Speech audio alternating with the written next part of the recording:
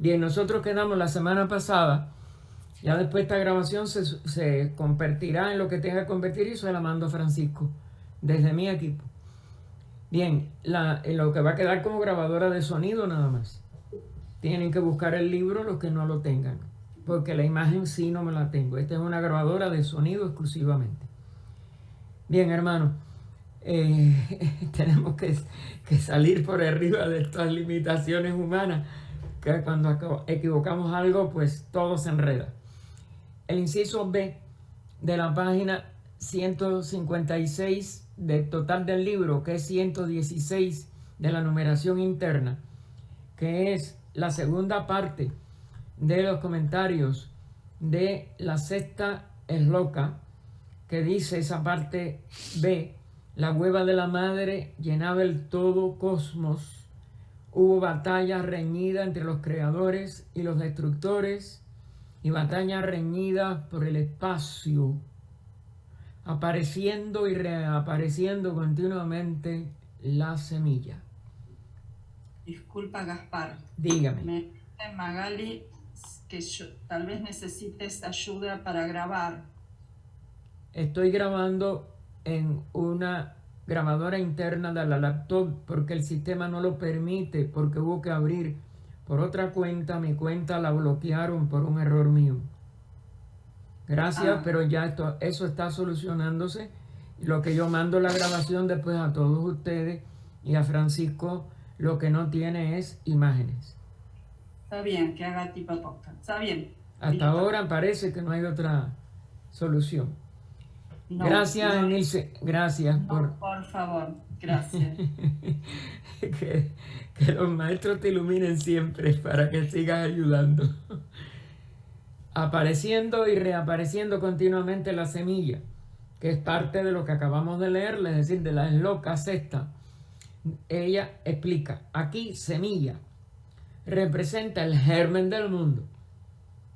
Es decir, es como si dijéramos la capacidad que toda semilla tiene de poder reproducirse en una forma idéntica a la criatura o forma original de donde procede esa semilla. Esta semilla, este germen, es el que queda en la seidad del universo anterior o de universos anteriores, porque es el mismo germen, pero que surge en la misma condición que la última manifestación del universo mantuvo antes de esta nueva expresión que está naciendo o que está en proceso de nacer. Y entonces esa es la semilla que representa, por tanto, el germen de todo el universo a manifestar, sea de un sistema solar, de un sistema planetario o el universo total. Recuerden que eso lo que hace es que si es el universo total, lo que va a comenzar es un Mahamambantara de 311 billones, 40 mil millones de años.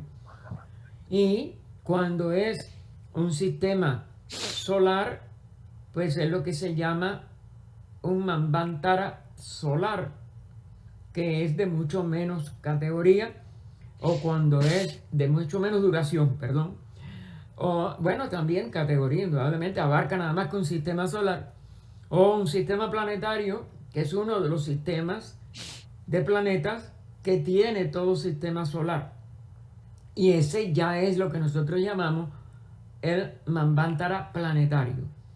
Todavía menor que el Manvantara de todo el sistema solar, porque cada sistema planetario dentro de un sistema solar va a tener 7 encarnaciones sucesivas, es decir, 7 Manvantaras planetarios, y todos ellos dentro del mismo Manvantara solar, porque los pralayas de un Manvantara planetario no abarcan a todo el sistema solar, sino al sistema planetario cuya encarnación terminó en un momento dado y descansa o tiene una noche planetaria antes de la siguiente encarnación de este logos planetario.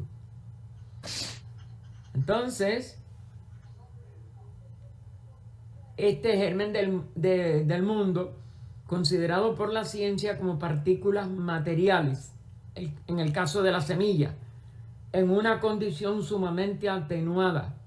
Es decir, si es física, es un tamaño, es un embrioncito, etcétera, que aunque en el caso, por ejemplo, de las semillas de la fanerógama tenga entre los dos cotiledones, si es dicotiledonia, o en una punta, vamos a decir, o un extremo de su único cotiledón, la figura de la nueva planta, que en el caso de las dicotiledonias es exactamente, y sobre todo en el caso del loto, por eso es famoso y tan sagrado en la India, está la figura de la planta, que si ustedes cogen lentes de aumento, etcétera, ustedes ven que está la raíz, el tronco y las hojas. Entonces, claro, la condición está muy pequeñita, muy atenuada, pero en la física ocultista como partículas espirituales. Es decir, aquí se está hablando del germen del universo y no está en el plano físico, sino que es un punto, vamos a decir, que está en todas partes y la circunferencia en ninguna, que esto es lo que es más intrigante cuando se trata sobre todo del universo total del Mahamanvantara, y que nos da la certeza de que va a desarrollarse idéntico a como se desarrolló el universo anterior, el sistema anterior, pero en el punto en que quedó la ley de evolución trabajando al momento del inicio del pralaya último.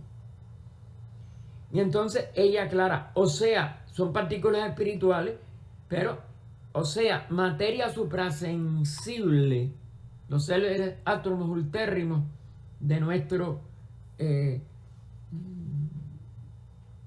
nuestras instrucciones, de nuestras enseñanzas, existente en un estado de diferenciación primitiva.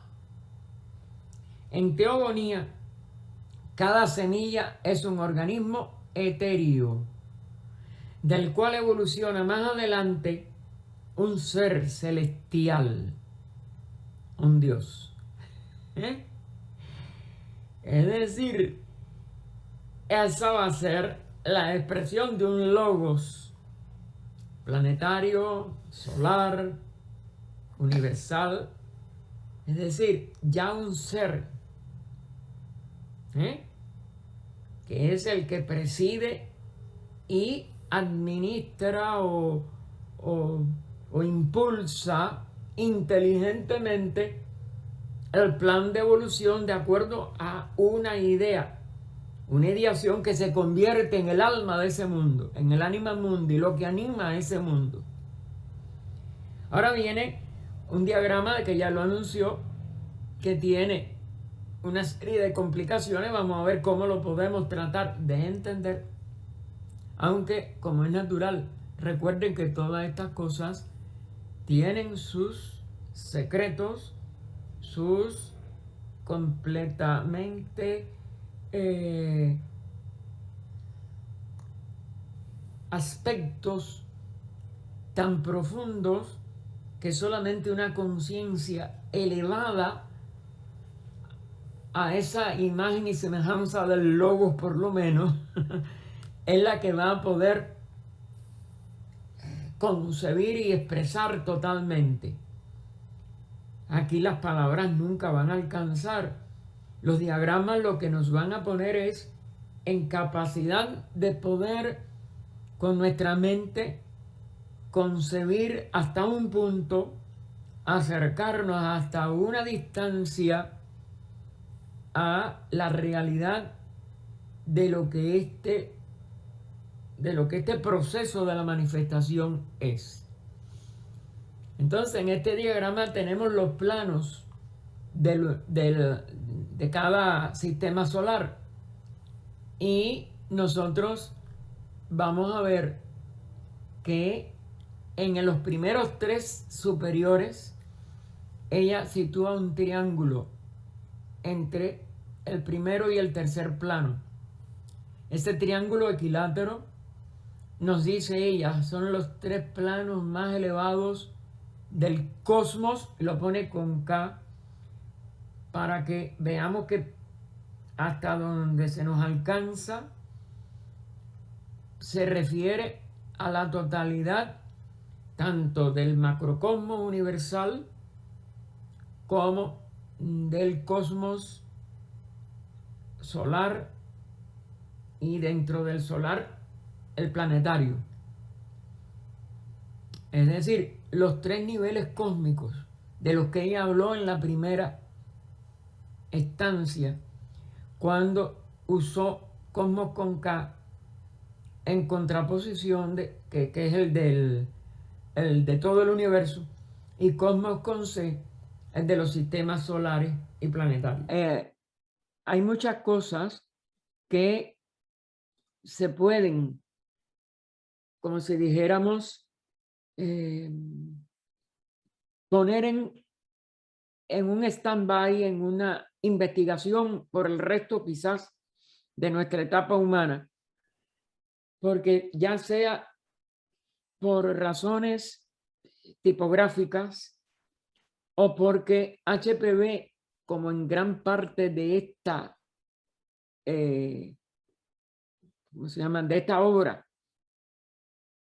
se refirió exclusivamente a los sistemas solares y planetarios, hubo alguna confusión o alguna no buena tipografía entre lo que ella puso con K y lo que puso con C. En alguna de las sesiones de la Logia de Londres, sobre todo lo que se llamaron, no me recuerdo ahora cómo se llama, las preguntas y respuestas que ella, eso tiene su nombre, pero ahora no me viene. Discúlpenme, hoy yo esto me ha alterado mucho. Las transacciones, ahora sí me vino a la mente, que ella dio respuesta, ella aclaró a veces cosas que parece que no hay una, vamos a decir, estricta consideración de la K y la C, aunque en general, sobre todo cuando ella habla de las primeras dos estancias, en que todavía el despertar del cosmos no se ha producido, ella se refiere a ambos, es decir, al nivel más alto hasta el nivel, pero ella después se constriñó a cómo eso se refleja en el cosmos con C, es decir, en los sistemas solares y planetarios, que es lo único que ella y los mismos maestros de ella recibieron de capacidad para poder hablar con autoridad total. Recuerden que los adeptos nada más que alcanzan la autoconciencia dentro de su sistema, tanto planetario primero como cuando ya las grandes instrucciones que van realizando como estado de conciencia superior se convierten en funcionarios, como el caso del Buda, como el caso del Señor del Mundo. Pero de todas maneras, también por las dificultades para poder expresar todas estas cosas. Entonces, ella va a hacer una comparación ahora de cómo consideran a la izquierda la Gupta Vidya oriental, es decir, esas enseñanzas de la fraternidad. Gupta es secreta, Vidya es sabiduría oriental, que es la de los adeptos, y cómo se le reflejó hasta donde pudieron recibir instrucciones los caldeos, y por tanto después se reflejó en la cábala judía. La cábala caldea no llegó a tener todos las claves, bien por falta de iniciados, pero ella misma en algunas partes de la obra y aún en Isis sin velo, desde que ella escribió la primera obra en Isis sin velo, ella planteó de que en gran medida fue porque los grandes iniciados de esta Gupta oriental, Gupta Vidya oriental, se habían tenido que retirar de la civilización caldea porque ellos muchas de estas enseñanzas las profanaron, sobre todo la astrología. Se comercializó desde aquella época, que ustedes saben que sigue siendo una profanación que lamentablemente continúa en gran parte de nuestra civilización aún presente. Ninguna ciencia sagrada puede convertirse en objeto de lucro o en objeto de avaricia, etcétera, porque lo más fundamental de ello no puede mantenerse en la conciencia de la persona que comete. Es decir, es el ser humano el que pierde la condición de interpretación en los niveles superiores de conciencia de estos misterios para la humanidad. Son misterios para la humanidad porque tienen claves que tienen que ver con el funcionamiento de la ley una, la ley de acción-reacción, y de todas las demás leyes de la manifestación. Entonces, bueno, lo que tenemos a la izquierda, la Gupta Vidya oriental, es lo que está en casi todos los libros de teosofía. Y son los 7 globos que comienzan dentro del círculo, que abarcan el primero, el segundo y el tercer plano, que vimos simbolizado ya en el triángulo superior. Y que es, se le dan las letras, ¿no? Globo A, globo B, globo C. Y descendiendo al cuarto plano está la Tierra como globo D. Y entonces E, F, G vuelven a estar en línea o en sucesión reascendiente. Por favor, si me pueden cerrar el micrófono, que altera la grabación. E, F, G es los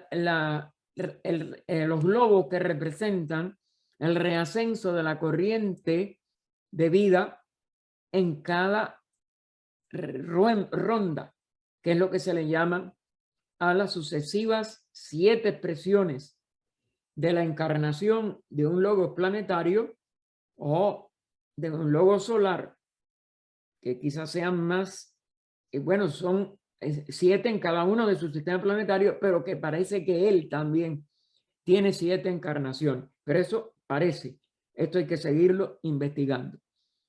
Entonces, cuando comparamos esto, pues vemos que son las letras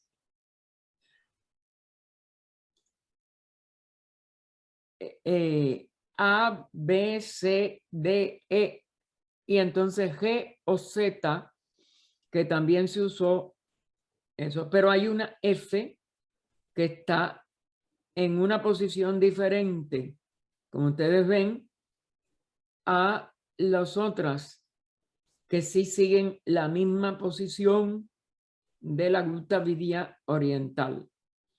Estos además tienen los nombres que se le dieron en la Cábala, que sería Yeruba al globo A, Hot al globo B, Yesod al globo C, que también se pone en posición central, Malkus, la Tierra como globo D, sí, en los mismos planos, pero hay una diferencia de, como si dijéramos, de posición exacta para E, que es Netzah, y Hot, que no son idénticamente en planos de que sería el tercero, sino que están B y E entre el segundo y el tercero, con una línea de puntos a la mitad, como abarcando parte de los 2 planos. Y entonces el F, que está sacado también hacia la línea central en la figura diagramática, pues sería Tefiret y Chesed, el último que es G o Z. Recuerden que a estos primer planos se le llamaba o se le llama en estas tradiciones mundo arquetípico, que tiene una llamada, que es la 18, y que nos dice: la palabra arquetipo no debe tomarse aquí en el sentido que le daban los platónicos. Esto es, el mundo tal como existía en la mente de la deidad, sino en el sentido de un mundo hecho como primer modelo para seguir seguido y perfeccionado por los mundos que le suceden físicamente, aunque perdiendo. Por favor, me cierran los micrófonos.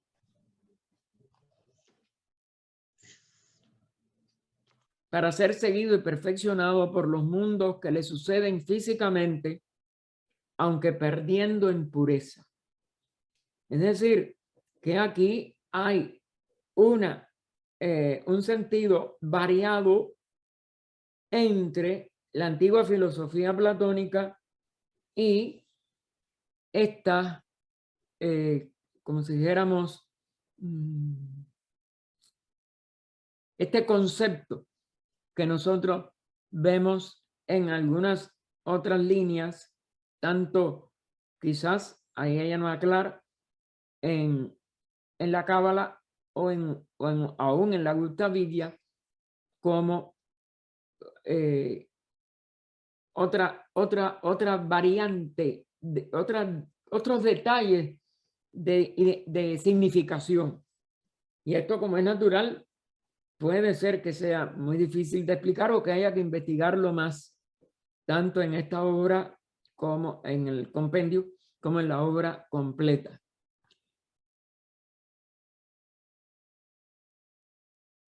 Bueno, a mí se me había escapado, ahora vi que había la llamada 17 en la explicación que ella da a los tres planos con el triángulo arriba.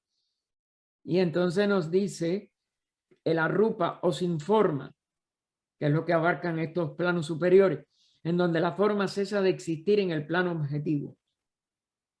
Es decir, no tienen forma, ni hay, como si dijéramos, un prototipo de esa forma como en los planos inferiores. Solamente si acaso ya tendríamos lo que llamamos esta idea o este arquetipo o este prototipo, pero que todavía no es forma como es natural. Entonces, la llamada 19 está abajo, donde tenemos la tierra o Melcus o Malcus en la terminología cabalística, que es el mundo físico o material, que están en, como si dijéramos, en los planos inferiores a los tres primeros, y que son, que recuerden, también estas designaciones del medio no los había leído, del diagrama. Después del mundo arquetipo tenemos el mundo intelectual o creador, el mundo sustancial o formativo y el mundo físico o material, que ya nos daría los cuatro inferiores, que con los tres superiores darían los 7. No tienen la terminología que después se ha usado en nuestra literatura teosófica, pero la pueden comparar y esto no tiene una gran dificultad, que son los 4 correspondientes al cuaternario inferior o al cuaternario de la forma. Y entonces continúa ella la explicación de las locas. En el principio, que recuerden que eso se pone entre comillas, porque es como si dijéramos nada más que un comienzo, pero no de algo desde la nada, sino en un despertamiento de las distintas encarnaciones o manifestaciones periódicas, sí, dentro de la esencia o la seidad, que es lo único verdaderamente eterno. Y pero todas estas manifestaciones o reposos de no manifestación o pralaya, manvantaras pralaya, ocurren alternadamente sin que haya un primer manvantara ni un último pralaya. Es decir, que esto sucede como una respiración, como una inhalación y expiración del universo eternamente, tan eterno en su integridad y en su repetición como eterna es la seidad, sin principio ni fin. Pero hay un comienzo de cada etapa de manifestación o de reposo, porque ellos sí son cíclicos y alternantes. Nunca se suceden, como es natural, dos periodos de manifestación, sino hay uno de manifestación con otro de reposo y así alternadamente siempre, sin principio ni fin. Pero comienzan las alternaciones en determinados momentos. Y entonces ella por eso dice en el principio lo llamado en la fraseología mística deseo cósmico. La palabra deseo, aunque ella le pone mayúscula a los dos, nos lo pone en itálica, porque no es nuestros deseos, ni los deseos de las criaturas que estamos dentro de los niveles de manifestaciones con forma de nuestro sistema, ya sea solar, planetario, con cualquiera que ustedes consideren, pues se le llama deseo en un sentido figurativo, igual que principio. Y por eso deseo cósmico ella lo pone también, entre comillas. Recuerden que si no tomamos en consideración los significados más profundos de cualquiera de estas expresiones, nosotros estaremos siempre sujetos a grandes dificultades, a grandes, posibilidades de no ser capaces de aplicar el conocimiento que se nos da en esta y en cualquier obra teosófica correctamente, y podemos completamente confundirnos. Este es el peligro de todas estas enseñanzas, porque como no se pueden dar íntegras y como la conciencia de todos nosotros no somos capaces, algunos en el nivel emotivo, intelectual, pero mucho menos en el espiritual, es decir, intuitivamente, de comprender el alcance de las explicaciones, podemos errar totalmente en nuestras interpretaciones. Por ello es que todo estudiante de teosofía tiene que ser un estudiante con sinceras opiniones y formarlas y seguirlas investigando, pero nunca concluir que lo que yo entendí, opiné en un momento dado, ya es la sabiduría que está HPB quiso comunicarnos. Ella misma se tuvo que referir. De ahí que sobre todo, aunque las adendas de este libro también tienen muchos, y el material que ella dejó que se incorporó por Annie Besant como quinto tomo de la doctrina secreta en español, y aún parte del sexto, aunque el sexto fundamentalmente son sus enseñanzas al círculo interno. Pero aún estas enseñanzas tienen que ser comparadas, aún las más profundas, repito. Ella tuvo que compararla constantemente con tradiciones que tuvieron que disminuir o circunscribir esas enseñanzas al nivel de alegorías y símbolos que tienen que penetrarse muy profundamente y seguirse penetrando para que nos den su esencia.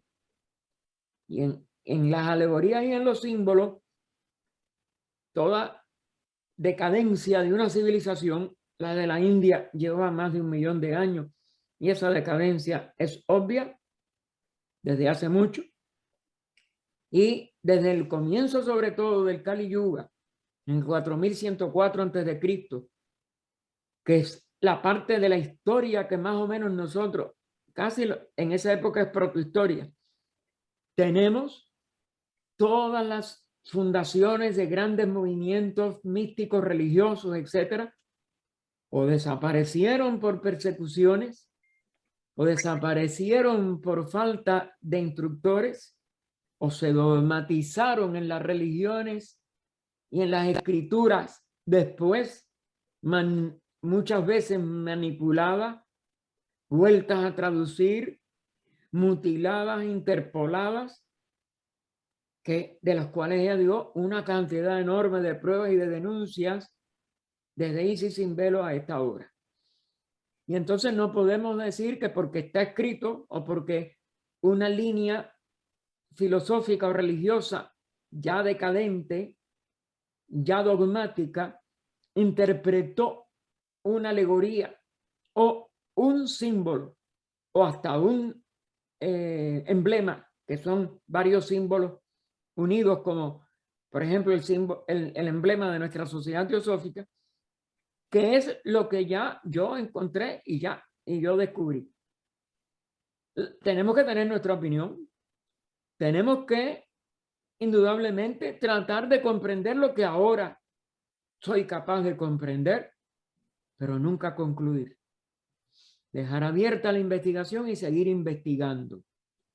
Y sobre todo, por la ley de la unidad de la vida en primer lugar, por la de la fraternidad universal en segundo término, que es el primer objetivo de la sociedad teosófica, los que pertenecemos a la sociedad, no podemos rechazar ni criticar a ningún hermano, ni a ninguna opinión. Seguir investigando la nuestra, seguir con la nuestra mientras no comprendamos la sabiduría que quizás está en las opiniones de otros, y tratar de realizarlas, que es la realización espiritual, la verdadera, que no va a tener conflicto ninguno, porque la vamos a identificar como la expresión de la vida una en nosotros. Pero ese es un estado místico que nosotros estamos muy lejos todavía de alcanzar. Esa realización es la de un adepto, porque ni tan siquiera un iniciado. Hubo grandes iniciados que cometieron errores. Ella habla precisamente desde Isis sin velo de grandes hermetistas, es decir, seguidores de las grandes enseñanzas de Hermes Trismegistro, de grandes alquimistas, de grandes místicos. Pone el caso de Swedenborg, que ahora me acuerdo, no quiero citar todos los nombres porque no los tengo en mi mente, que como no llegaron, en el caso de un alquimista, ella dice, ahora no, estaba tratando de recordarme el nombre, que está en Isis sin velo, que no llegó a la pirotecnia final, es decir, a la más alta capacidad mágica que los alquimistas adquirían, pues tuvo errores. Pero es que si vamos más profundamente, ninguna manifestación de ningún instructor es perfecta. Y yo siempre recuerdo eso con el más grande de nuestra raza y de toda nuestra humanidad, que es Gautama. Gautama, no por error, por el exceso de expresión de su amor a la humanidad, por la cual hace su primer gran sermón de las 4 nobles verdades en noble octuple sendero, en el Parque de los Cisnes de la ciudad santa de Benares, donde se encuentra con sus 5 compañeros primeros que son símbolos también quizás de sus búsquedas, cuando por poco muere de hambre y abandona aquello para poder lograr la iluminación. Sin embargo, ese amor fue tan excesivo que hubo algunas de sus enseñanzas que no podían ser interpretadas correctamente, que eran peligrosas, y se envió a Sankaracharya con las mismas vestiduras de los que él usó, léanselo en HPB, eso sí, aquí en la doctrina estoy casi seguro, para que pudieran rectificar aquello. Es decir, que ni aún Gautama tuvo un triunfo total. Ya no solo en su conciencia, que sí era, sino total, la más alta de nuestra evolución. Fíjense que la ponen los maestros mismos en sus cartas y ella lo ratificó así. Él llegó a 2 rondas por delante en su progreso como conciencia. Los adeptos nada más que tienen una, y es la ley. Él es una excepción. Por eso que hizo tan grande, que pudo alcanzar la estatura del Buda en una humanidad que está en su misma mitad de desarrollo. Y entonces, hermanos, volviendo al punto, todas estas expresiones tienen que ver con una serie de detalles y de enseñanzas que nuestra mente no puede alcanzar. Y tenemos, por tanto, que dejarlo como opiniones, porque es lo que podemos alcanzar de estos símbolos, de estas alegorías y aún de algunos de los emblemas más grandes que la humanidad tiene a su disposición. Y seguir investigando. Volviendo al texto, y perdón la digresión, que ha sido demasiado larga. En el principio, lo llamado en la fraseología mística deseo cósmico evoluciona en la luz absoluta. Es decir, al comienzo de un nuevo Manvantara, esa, vamos a decir, quitarle hasta la palabra anhelo, esa determinación o ese, deseo, anhelo es casi igual a deseo, pero esa es una determinación cósmica, esa ley cósmica, porque en el fondo se convierte en nosotros en ley. Para expresarse evoluciona en la luz absoluta. Es decir, se va a desenvolver, evolucionar es desenvolverse en la manifestación. Y es nuestra luz. Recuerden que la absolutividad no existe en lo manifestado. Pero va a ser la luz relativamente absoluta para nosotros. Lo absoluto nada más que está en la seidad. Por eso está aquí las palabras son simbólicas, tenemos que dejarlas, y yo trato de darle a ustedes como yo lo consigo. Quizá estoy muy equivocado, pero hasta ahora lo que investigo es esto. Ahora bien, la luz sin sombra alguna sería la luz absoluta. ¿Ven? ¿Ven la imposibilidad? En otras palabras, la oscuridad absoluta. Es decir, si le damos la condición de absolutividad, ya no es ni luz ni de oscuridad. Porque ambas, como manifestación, son imposibles absolutamente. A una luz en un sentido le corresponde en otro, en el opuesto, mientras hay manifestación, porque aparecen como separadas. Aparecen como polaridades. Positivo, negativo, activo, pasivo. Vida, muerte. ¿Estamos? Esto es lo que ella está tratando de expresar aquí con estas palabras. ¿Correcto? Como trata de probarlo la ciencia física. Por eso la ciencia física niega tantas cosas del ocultismo. Porque cree que es el único mundo. Y niega, por tanto, el mundo espiritual. ¿Por qué? Porque no tiene pruebas de él. Y nosotros nada más que tenemos razonamientos, acercamientos, ciertos hechos que decimos, no, pues porque tiene que existir lo espiritual. Por favor, me cierran los micrófonos. Mío, no lente para ver de lejos. Por favor, me cierran los micrófonos. Por favor, me cierran los micrófonos. Entonces, esta sombra aparece bajo la forma de materia primordial. Alegorizaba, ¿ven? Alegorías. Por eso es que el lenguaje que ella tiene que explicar en este comienzo de la manifestación, todo es muy limitado y no puede ser de ninguna manera como será comparado con la seidad. Y sin embargo hay que usar alguna de estas palabras que son privativas de la seidad y no de un sistema o de una etapa de manifestación y de una etapa de reposo. Esta sombra aparece bajo la forma de materia primordial. Es decir, ya son los célebres átomos ultérrimos del universo, del plano ádico, que son sus puntos en todas partes, la circunferencia en ninguna. Alegorizada, si se quiere, en la forma del espíritu del fuego o calor creador.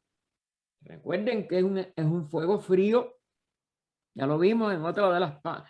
Todo esto, ahora hay que ir haciendo rompecabezas entre las locas anteriores, entre las estancias anteriores, para no caer en una contradicción con nosotros mismos desde el nivel mental y tratar de ver en qué forma alegórica se va a usar tanto el espíritu del fuego o calor creador, pero que no es nuestro fuego.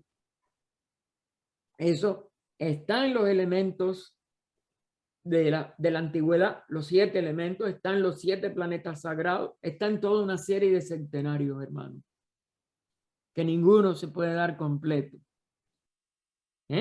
Porque esto sí lo aclaró HPB, no sé si en esta misma obra, sí, es en esta misma obra, en la doctrina, pero no sé si está en la parte del compendio, pero bueno, cuando uno amplíe en la obra completa lo que nosotros podamos darles aquí, y como les digo siempre, preguntas y respuestas, siempre habrá la posibilidad de que nosotros lleguemos a poderles dar lo que opiniones, referencias, lugares donde seguir buscando. El investigador teosófico no acabará nunca si se convierte de verdad en un investigador. Si desechando la forma poética y alegoría, y la alegoría, la forma poética y la alegoría, prefiere la ciencia ver en ella la niebla ígnea primordial, que es la teoría de las nebulosas de los grandes astrónomos de siglos anteriores, creo que 18, casi todo, o 19. Laplace y Chamberlain bien puede hacerlo, claro, pero indudablemente que es las nebulosas, que es la niebla ígnea primordial. Y eso es lo que la ciencia ha preferido de la teoría de las nebulosas, pero saben que las dos tienen cosas que se han probado, otras que se han... Y no hay ninguna teoría mejor que las dos, pero las dos tienen problemas que la ciencia no las puede comprobar como es natural. Sobre todo por los millones de años que necesita cualquier evolución de este tipo. Sea de una manera o de otra, ya sea Fohat o la famosa fuerza de la ciencia, nosotros preferimos en teosofía seguir Fohat porque tenemos muchos significados riquísimos en la palabra Fohat que la palabra fuerza no carece, no la tiene. Sin nombre alguno, si le llamamos fuerza de la ciencia, ya no tiene nombre y de tan difícil definición como nuestro mismo Fohat. Y por lo menos con Fohat tenemos una serie de puntos de apoyo en los que estudian sánscrito y pueden llegar a comprender mejor la sutileza de significado en la palabra Fohat. Ese algo, y ella lo pone con mayúscula, y ahora cita a Platón, ha hecho mover al universo con movimiento circular. Es decir, es una ley de la manifestación que es la forma de movimiento que podemos percibir y que se hace total en los niveles astronómicos físicos es el movimiento circular, elíptico, etc. Variantes, ¿no?, de los círculos y de las expresiones de todo en el espacio y en los astros, etc. O como lo expresa la enseñanza ocultista, ahora ha hecho mover al universo con movimiento circular, es lo que dijo Platón, y ahora ella va a tomar de los célebres comentarios, fíjense la forma de escribir de ella cuando habla de los comentarios que le dan a los discípulos, como fue ella, de su maestro en el Tíbet y en otros centros, como es natural que hay de la fraternidad de adeptos, que dice: el sol central hace que Fohan recoja polvo primordial en forma de globos, que los impulse a moverse en líneas convergentes, que ya va a ser lo que va a ser después la elipse que predomina en las órbitas, el movimiento orbital, y que finalmente se aproximen unos a otros y se agreguen. Ella nos dice que esto, ¿ven?, no es ni del comentario del libro de Sian, pero bueno, no nos puso igual en letra como ella pone. Y este libro de Sian, recuerden que no son nada más, no es exclusivamente nuestras estancias, sino que es un libro mucho más abarcante, de la cual ella escogió algunas de las estancias, tanto de cosmogénesis como de antropogénesis, esparcidos por el espacio, sin orden ni sistema. Es decir, en un momento es un movimiento, todavía no ordenado como va a quedar en el sistema, pero como no está todavía el sistema. Es decir, es un impulso original de esta materia en formación, de estos globos en formación, de estos sistemas en formación, pero todavía no están establecidos, no se han equilibrado. Los gérmenes de mundos entran en colisiones frecuentes hasta su agregación final. Es decir, es como si fuera un ensayo de cómo eso va a pasarse, o un aprendizaje, que es lo que se imagina más correcto, porque la vida siempre crece y las grandes jerarquías de seres, cada una va expresando algo que nunca había expresado antes, por tanto que no lo había aprendido. Eso se ve, ella lo dice un poco más claramente, pero este es nuestro entender hasta ahora, porque ese movimiento que todavía no es ordenado ni caótico, porque esa fuerza, ese Fohan está siendo expresado a través de conciencia. No hay movimiento mecánico, ninguno en ninguna parte del universo, y esa conciencia está aprendiendo a hacerlo. En otras partes ella lo aplica a otros procesos, y para mí este es un proceso que es ineludible, sobre todo cuando lleguemos a antropogénesis, ustedes lo verán de nuevo. Después de lo cual se convierten en vagabundos, ¿ven? Cometas. ¿Que es lo que vemos en muchos cometas que más nunca vuelven? Y en otros que no vuelven con la misma. Por ejemplo, del cometa Halley se esperaba que su regreso a la Tierra, que es al sistema solar nuestro, cada 75 años, que fuera tan, vamos a decir, esplendoroso como 1914, 17, no me acuerdo, al principio del siglo XX. Y nosotros vimos que al final del siglo fue que había que verlo casi con telescopio, y no fue, vamos a decir, no llevó a las personas a éxtasis, a dejar hasta de dormir para ver las noches iluminadas por Halley. Entonces comienzan los combates y las luchas. Los más antiguos cuerpos atraen a los más jóvenes mientras los otros los repelen. Muchos perecen, ¿Aló? devorados por sus compañeros más fuertes. ¿Aló? Por favor, me cierran los Buenas micrófonos. tardes. Por favor, me cierran los micrófonos. Cuando terminemos, nosotros damos espacio a Un preguntas. apartamento completico con su sala comedor, 2 alcobitas. Por Es un favor, tremendo cierren los micrófonos. Vamos a tener que hacer lo que se hace en otros programas, que es cerrar los micrófonos desde que empieza la clase. Porque si no, no podemos avanzar y esto es 1 hora nada más. Por favor. Muchos perecen devorados por sus compañeros más fuertes. Los que se salvan se convierten en mundos. ¿Ok? Es decir, que este extracto del libro de Cian nos da de que no es una cosa que todo ya se da como ley.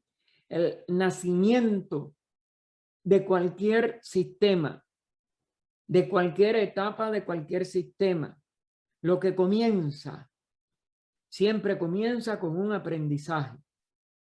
Los niños nacen y no saben caminar. Y cuando se van fortaleciendo, se empiezan a parar, dan un primer pasito y caen sentados, etc. Es decir, caen fracasos hasta que se aprende. Hay que comparar todas estas leyes, porque desde una criatura hasta un universo hay toda una serie de similitudes que podemos aprender por la ley de analogía y correspondencia. Claro que no es un niñito. Claro que no es que tiene que esperar unos meses para ponerse en pie. Tiene analogías, pero la correspondencia de que todo es aprendizaje. No se vive lo que ya se aprendió de nuevo. Lo que se aprende de verdad no se vuelve. La misma ley de reencarnación en la humanidad. Sigue 777 encarnaciones de promedio. Unos tienen más, otros menos, pero terminan. ¿Cuándo? Cuando el aprendizaje para hacer la estatura superior a la conciencia humana, el de la jerarquía que le sigue, y por tanto el término de la vida individual, que es única del reino humano, pues también tuvo un principio y tiene un fin. Tuvo un principio cuando, recorriendo los 6 reinos precedentes, 3 de descenso elementales, mineral, vegetal, animal, pudimos surgir desde la vida una a enorme cantidad de millones de expresiones de la vida como almas grupales, que van disminuyendo hasta que en el animal doméstico llegan a unas cuantas expresiones monádicas en cada alma grupal animal, pero cada una de ellas, cuando logra por aspiración hacia el reino superior, que es el humano, quiere aprender a ser humano,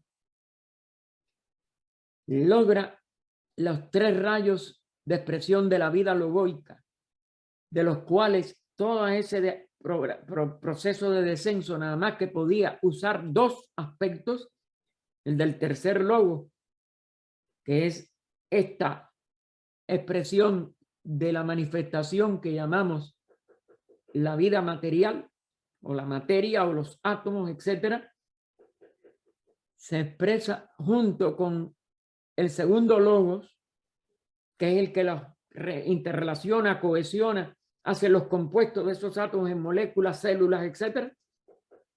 Se convierte entonces en una conciencia trina. Y el espíritu del primer logo anima la vida del segundo, que se expresa a través de la sustancia del tercero y hace un individuo.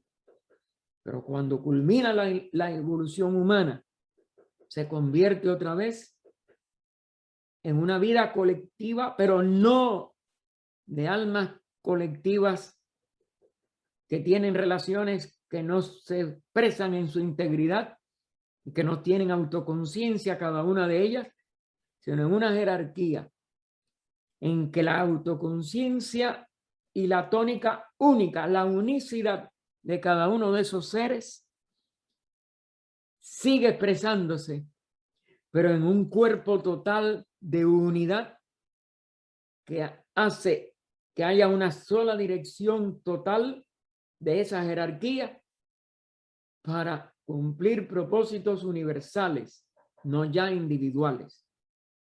Por eso, lo que conduce de verdad al ser humano a la estatura, que en el cristianismo decimos el varón perfecto en Cristo, no es ni más ni menos que la fraternidad que lleva a la unidad, que el retorno a través de la fraternidad a la unidad con toda la vida. Y a trabajar por esa unidad, no por el individuo separado. Ese es lo que de verdad marca el arco de reascenso de la humanidad hacia la fuente de su origen. Y déjenme ver si podemos... Espérense. No, vamos a dejar esto aquí porque ya quedan 2 minutos y me disculpan, pero bueno.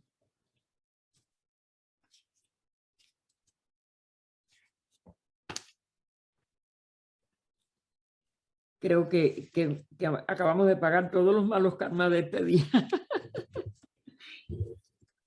Vamos a dejarlo aquí, que estamos en la página 158 del libro total.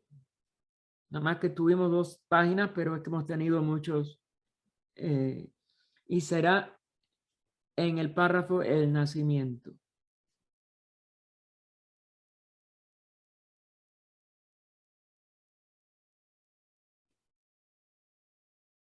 Que continuaremos el próximo domingo 14 de noviembre.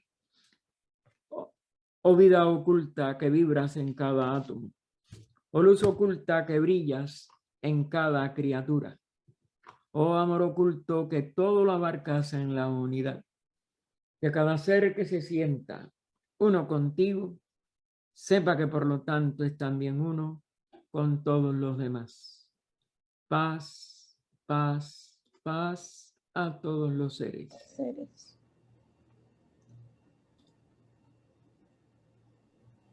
Muchas gracias, Gaspar. Espérate, no, Interesante. todavía si desean alguna pregunta, espérense, para parar la primera grabación que yo empecé.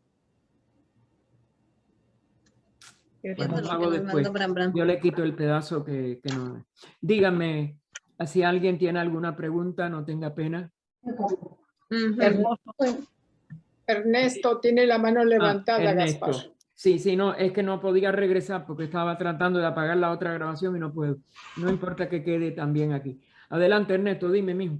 Sí, hermano, aquí al final de este comentario bien interesante, dice, el sol central hace que Fojar recoja polvo primordial. Bueno, ¿ese sol central se refiere al Xión aquí en nuestra galaxia o está en el plano Adi? Mira, no hay nada que sea... Por favor, Karen, cierre el micrófono. Una sola persona puede tener mi micrófono abierto. Porque si no, no nos oye. El que no pueda cerrar el micrófono que lo diga, yo se lo cierro. No hay problema. No es que eso, pero necesitamos silencio. Y vamos a... es que hoy yo no estoy ni en mi... Eso estamos gracias a la bondad y al servicio del hermano Valentín, y figúrense. Fíjate, mijito, igual que yo dije, que hay aspectos de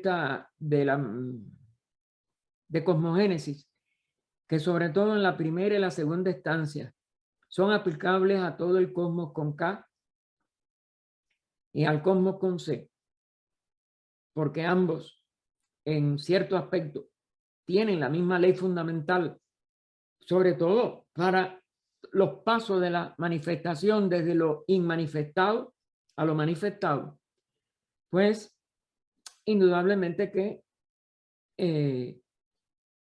esto es difícil de contestar siempre, pero específicamente en el plano físico nunca esto puede ser relativo al plano físico. Todo lo primordial está en el plano Adi, tanto del sistema solar como del sistema cósmico con K. Es decir, se refiere a lo verdaderamente primordial y a la vez que desciende al segundo plano, tanto cósmico con K como cósmico con C, aunque los 7, ella explica en qué forma están relacionados. Gina Rayadasa hace un esfuerzo muy grande de darnos otra idea con un gráfico en fundamento de teosofía, etcétera. Esto todo es difícil de comprender, porque claro que los planos cósmicos con K son el ínfimo, los planos cósmicos con C, los 7, son el ínfimo plano cósmico del cosmos con K, y por eso están como entrelazados, pero son inmensos los del cosmos con K y son relativamente pequeños los del cosmos con C, aunque abarquen muchos sistemas solares, galaxias, etcétera. Pero nunca ninguna de estas explicaciones se refieren al plano físico. El plano físico ya, por ejemplo, la partícula más pequeña del plano físico, a la cual no ha llegado ni la ciencia todavía, están acercándose, pero no han llegado. Consta de varios millones, y si tienes una calculadora a mano, hazla la operación porque me ha olvidado exacto, equivale a 7 a la 7ª potencia de átomos primordiales del cosmos con C, es decir, del plano ádico de nuestro sistema.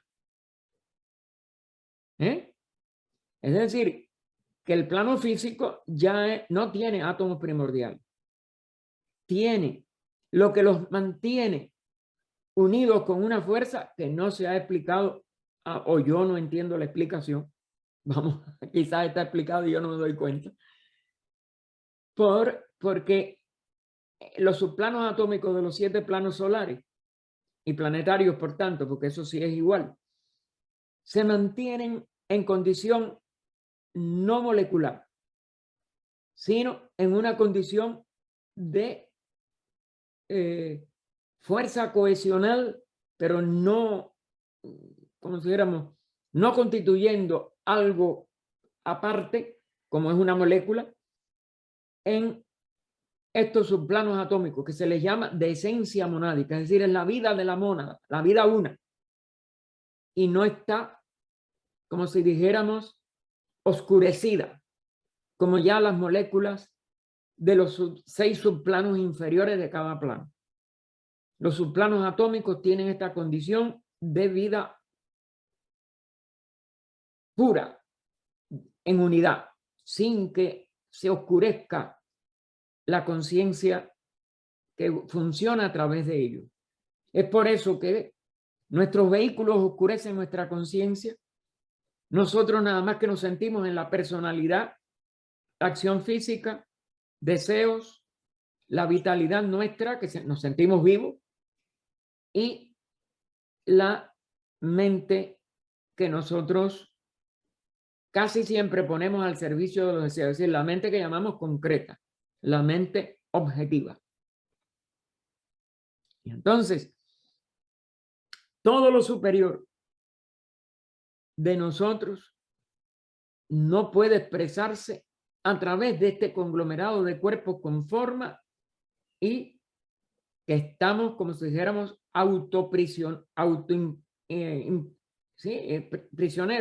prisioneros por nosotros mismos, por nuestra falta de desarrollo, pero nada más que llegamos a poder expresar lo que en cuerpo físico, con su vitalidad, sus deseos y sus pensamientos podemos expresar que eso llega hasta la parte inferior del cuerpo mental, que tiene una parte superior que es la sede nuestra espiritual, el cuerpo causal, como expresión de Atma, Buddhi y Manas. Esa tríada está en ese cuerpo causal, pero nosotros no tenemos conciencia de él. Y por tanto, ni expresamos vibraciones de él. Por tanto, no sabemos quiénes somos, de dónde hemos venido, hacia dónde vamos. Es esa clave que está en nuestro cuerpo causal la que descubrimos cuando logramos romper la barrera de la personalidad. Pero tenemos que purificarla, tenemos que aspirar a través de los anhelos más altos, abandonando todo deseo que tiene que ver con nuestro cuerpo físico, centrándonos en nuestros pensamientos más altos, más de aspiración hacia lo espiritual, y es que entonces logramos hacer lo que llama el lenguaje teosófico un puente, que es el antakarana. Es decir, ¿cómo podemos nosotros elevar nuestra capacidad de atención a la atención, a la fuente original de nuestra atención, que es la mente superior, que es la mente esta abstracta, es la mente arquetípica, según Platón, las definiciones de Platón es el arquetipo de nuestro razonar, etc. Y sí, si nosotros logramos allí, enseguida esa mente superior se pone en funcionamiento conjunto, porque los principios, tú te liberas de todo lo de abajo, y esa mente pura, superior, ideal, se une entonces a su verdadera expresión espiritual, que es Buddhi. Y entonces empiezas a unirte con todo lo que conoces, pero no por el lado de la forma, porque trascendiste todas las formas de los planos inferiores. Descubres la vida de lo que conoces, de lo cual estás en relación, y esa vida es la tuya. Te das cuenta que es la misma vida tuya. Y no entonces el conocedor, lo conocido y el conocimiento se convierten o se revierten a la unidad de donde proceden. Eso es una unidad en esos mundos. Pero aquí abajo, yo conozco esta máquina que le llamo laptop, y para mí es una cosa, una forma, para mí eso no tiene vida, eso no tiene nada. Y ella, en su esencia búdica, es la misma vida que yo siento dentro de mí.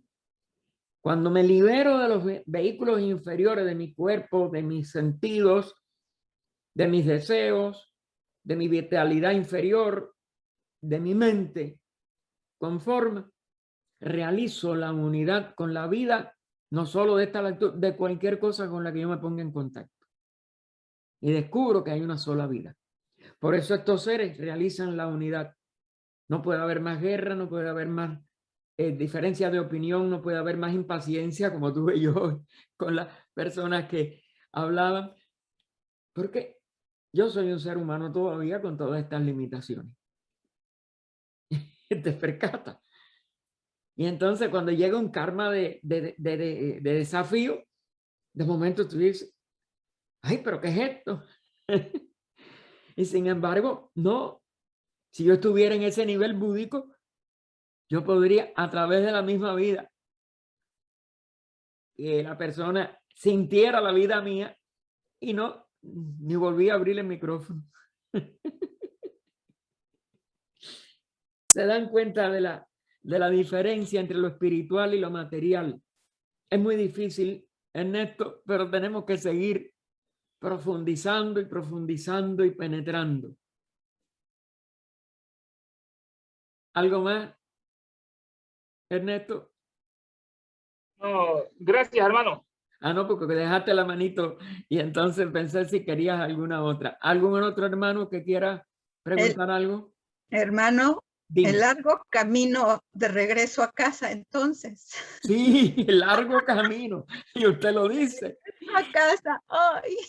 Figúrese que a muchos de nosotros nos lleva 777 encarnaciones o hasta más. Oh, no, sí, ahorita ya me quedé pensando y el tiempo que, bueno, Bueno, el tiempo es una ilusión.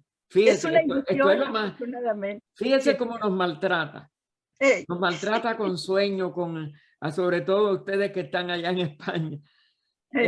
Nos maltrata con sueño, con cansancio, con extenuación.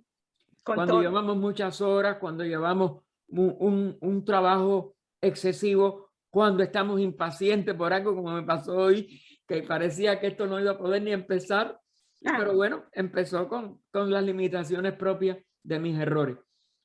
Y llega bien. Tenemos que tratar de seguir bien. Bien, Gracias, entonces, esto le digo a usted, sin embargo, es un solo, como si dijéramos, un solo suspiro Ujú. en la vida infinita del universo.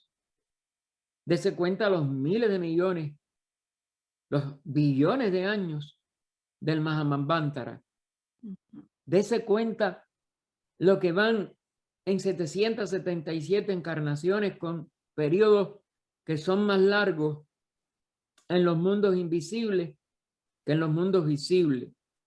Que las encarnaciones en las edades de oro, de gran como impulso, la vida humana llega hasta el triple, el cuádruple de lo que es ahora.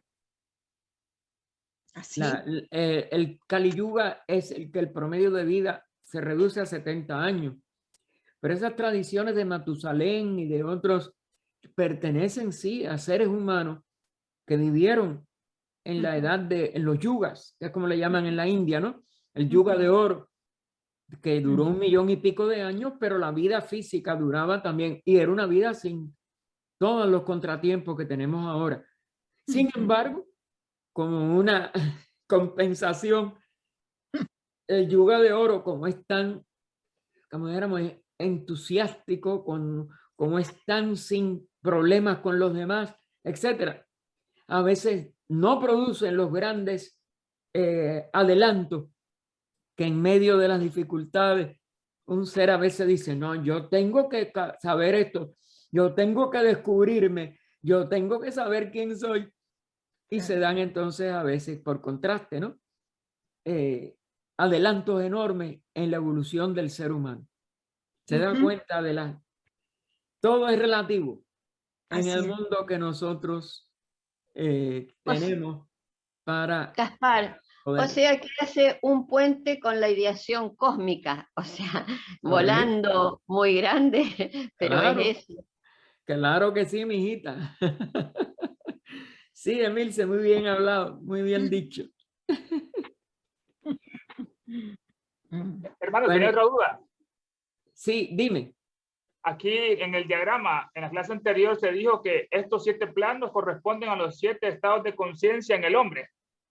Pero aquí en la nota 17 sobre el mundo físico del diagrama dice, estos son los 4 planos inferiores de la conciencia universal cósmica, siendo los 3 superiores inaccesibles a la inteligencia humana. Los 7 estados de conciencia humana pertenecen a otra cuestión muy distinta. No Mira. es contrario a lo que nos dijo previamente. Mira, mijo, son complementarios, nunca digas contrario.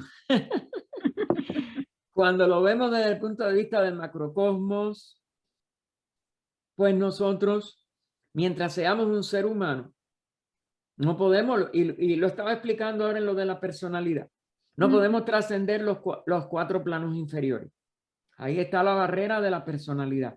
Pero no es porque no tengamos acceso total, sino relativo, mientras seamos un ser humano corriente. Cuando el ser humano se espiritualiza y entra en lo que llamamos el sendero de iniciación, el sendero del discipulado o la realización interna de conocerse a sí mismo, es que empieza a tocar, menos los 2 más altos, que esos sí son totalmente divinos, a los 5 planos. Todo esto es así, no hay nada que sea estático. Se va moviendo según la evolución, se va moviendo según lo que tú consideres, al macrocosmo es un septenario completo que funciona a través de la sabiduría y de la evolución logoica totalmente.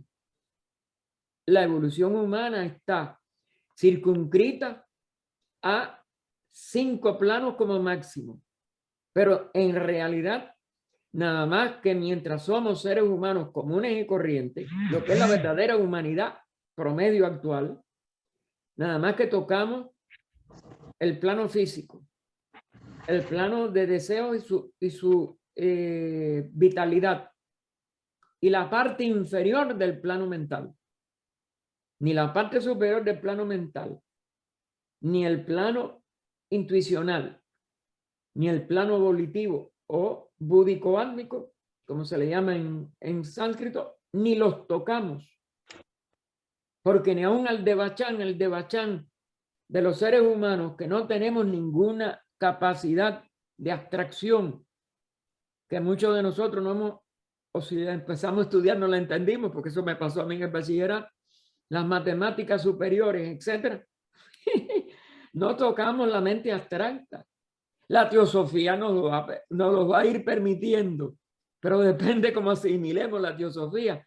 Si no hacemos abstracciones de lo más alto de la teosofía, nos quedamos también en mente concreta. Así es. Porque, y el devachan nada más que va a ser en el plano mental inferior. Por eso, pero sí se llega a tocar por el que ya es, no la humanidad corriente, el hombre espiritual, los 2 planos, pero los planos divinos, nada más cuando lleguemos a la estatura de una jerarquía logoica. Esto todo tiene límites de comprensión y límites de poderlo nosotros expresar. Bien, hermano, ya Bueno. es muy tarde para los que es medianoche. Nosotros nos despedimos de ustedes. No disculpan los errores que hemos cometido hoy. Muchas gracias. Muchas gracias. Gracias. Gracias, Par, gracias. Hasta la próxima.